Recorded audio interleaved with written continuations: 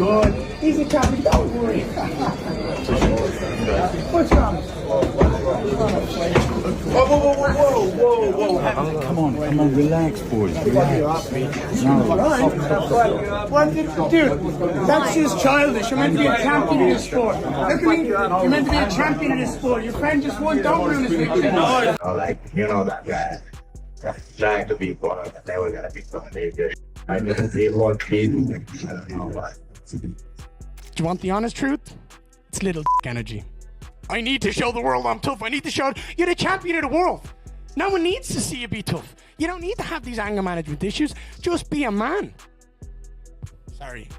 I'll get him one day. Alright guys, this is a quick little breakdown on how Ian Garry beat Bilal Muhammad. Eye pokes, knee stomps, two very effective techniques to use in fights, and Ian Garry did them both beautifully.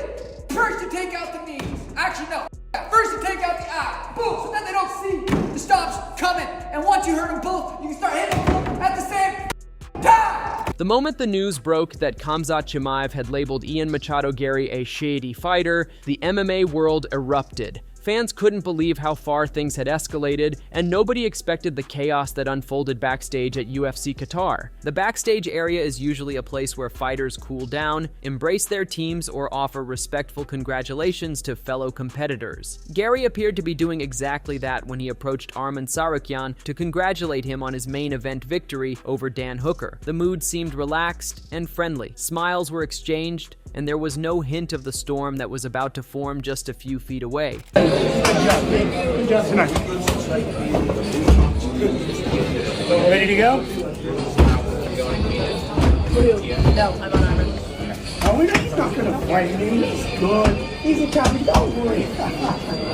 But as Garry turned around to head toward the press conference, Khamzat Chimaev suddenly became involved. Security was already in between the two fighters when Garry started walking away, but within a split second, Chimaev reached across and shoved him. It happened fast enough that even people near the scene were caught off guard. The push wasn't the result of trash talk or face-to-face tension. It came out of nowhere, surprising Garry and everyone in the area. What's wrong? Come on, relax, boys. Relax. Dude, that's just childish. You're meant to be a champion in this sport. Look at me. You're meant to be a champion in this sport. Your friend just won. Don't ruin his victory. Arman, congratulations.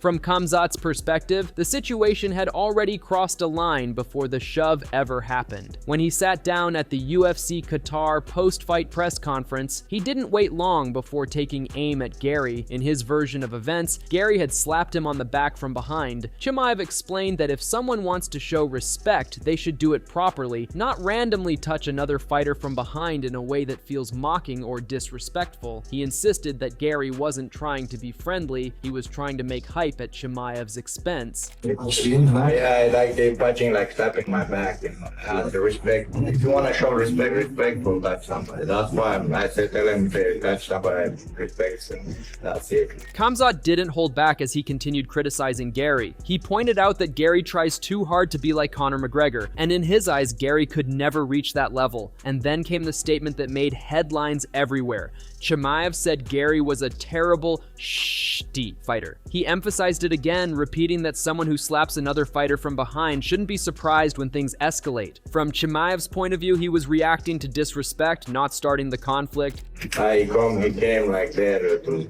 make some facts for him, or like, you know that guy trying to be one of the never gonna be one. I just see what people. I don't know why. Garry, on the other hand, had a far calmer take when he was asked about the moment. As he recounted the incident, Garry made it clear that he never approached Chimaev with bad intentions. He said he was simply moving around backstage, congratulating those who had performed well. When the mood shifted and Chimaev suddenly displayed aggression, Garry viewed it as a lack of sportsmanship from a man who should know better as a champion. For Garry, the situation didn't deserve drama, it demanded professionalism, and that's what he believes Chimaev failed to show. I went up to Tsarukyan. I congratulated him. I went up to Khamzat. I said, hey, champ, what's up? When are we going to see you back? He goes, I don't know, brother. Whenever. Smash. All right, cool. Sweet. Slaps me on the back. I'm like, all right, cool. Security guard gets in front of us. I'm like, we literally were just cool with each other. He's not going to fight me. And then that childish energy comes out. Yeah, I was you, brother. You. Boom. Tries to push me. I just turned around and went, you're meant to be a champion of this sport. You're a child. You're taking away from your friend's win over here. How about you calm down, slow down, and have a bit of respect? Even when talking about the shove, Garry didn't dramatize it. Instead, he said that he remains focused on his goals. His eyes are set on the welterweight championship, not on emotional altercations behind the scenes. He acknowledged the tension but didn't let it steer him off his path. To him, this incident only highlighted the difference between fighters who keep their composure and fighters who act impulsively. For your friend over here, rather than trying to steal the headlines. Do you want the honest truth? It's little energy. I need to show the world I'm tough. I need to show you're the champion of the world. No one needs to see you be tough. You don't need to have these anger management issues. Just be a man. Sorry.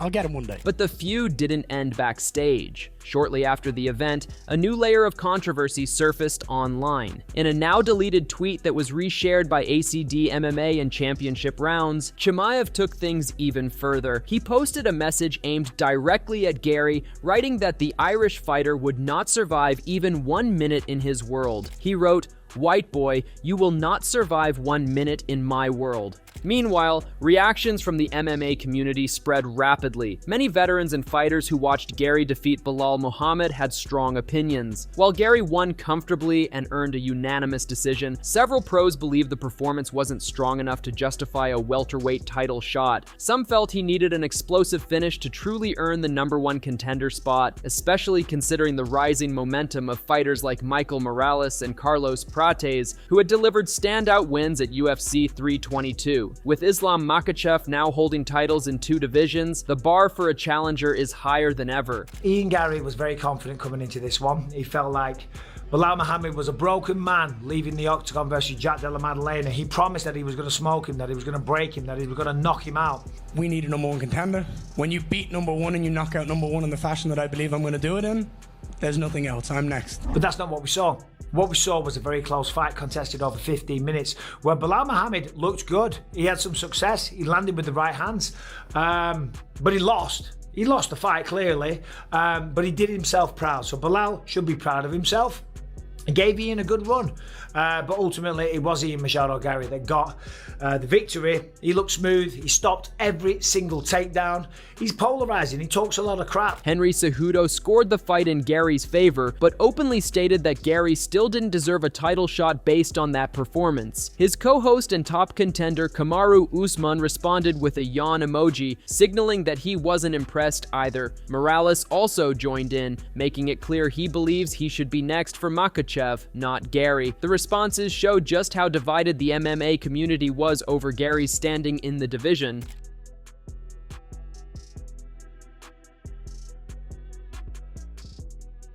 Even Belal Muhammad spoke publicly after the fight. Though disappointed, he expressed gratitude to his supporters and acknowledged that there was more work to do. He thanked Doha, his team, his family, and everyone who stood by him. He made it clear that despite the loss, he remains determined to bounce back stronger. His respectful, humble reaction stood in contrast to the fiery exchange happening between Garry and Chimaev. He took to Instagram, writing, "We couldn't get it done. Thank you, Doha, for the memories. Thank you to my team and family and friends that are with me no matter what, and thank you to anyone that's with me. Alhamdulillah for everything. I'm blessed to be here. We have work to do." Nevertheless, after Ian Garry secured his victory over Belal Muhammad, he wasted no time calling out Islam Makhachev in a confident and spectacular fashion. Michael Bisping reacted to this moment by pointing out that the way Garry called out Makhachev showed just how much belief he has in himself. Bisping noted that Garry constantly talks about wanting a rivalry similar to Conor Mcgregor versus Khabib, and he believes that after beating a former champion like Belal Muhammad, Garry sees a real chance for himself against Islam. If you know, as we know, as most people probably know, there's kind of like a bit of a mini tournament at welterweight. Who's going to make the biggest splash? Well, he's already beaten Carlos Prates, okay? He's already beaten him, even though he knocked out Leon Edwards. And Michael Morales beat Sean Brady in spectacular fashion, and he's 19-0 and he's undefeated. But I think Ian Garry beating a former champion in Belal Muhammad, and with the promo that he did and the way he hypes it up and the way that he talks about Khabib versus Conor being the biggest fight of all time, and this is kind of like the next generation of that. Islam obviously is a protege of Khabib and Abdul Nurmagomedov, and Conor of course comes from Ireland and talks the same kind of trash. I kind of get his point. And as I say, the promo on the mic, the way he called out Islam, was phenomenal. But the situation remained complicated. Makhachev had made it clear that he preferred to fight Kamaru Usman next. The new two-division champion wanted a match not just based on merit, but on star power and legacy. Garry had built an argument through his wins, but Usman's status as a former champion meant he still held massive weight in the title picture. This clash between merit and star power created a spotlight on how difficult it is for fighters to climb the rankings even when they win. 100%. 100% I can win that fight.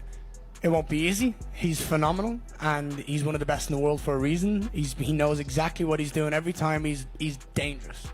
But I know how good I am, and I know what I can do to a man like him, and to have his name on my resume, and to take the title from him, and to destroy that consecutive win streak is absolutely something that I want to do. But also, I'm aware our countries have history in the fight game.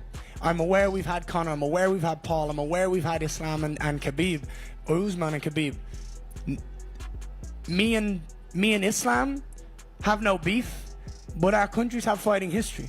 So for me, it will be a very proud moment to bring that win back for my country and take that belt from Islam. Garry's victory over Muhammad was meaningful, but fighters like Morales and Prates had been gaining their own momentum. Makhachev's preference for Usman only added more pressure for Garry to make an undeniable statement, and the backstage drama with Chimaev only added fuel to the fire, making his name the center of attention even for reasons unrelated to the performance itself. And I think Ian Garry should be next. And there's not many people that will be calling out Islam Makhachev because he's a terrible matchup for a lot of people. But Ian Garry's takedown defense tonight was phenomenal.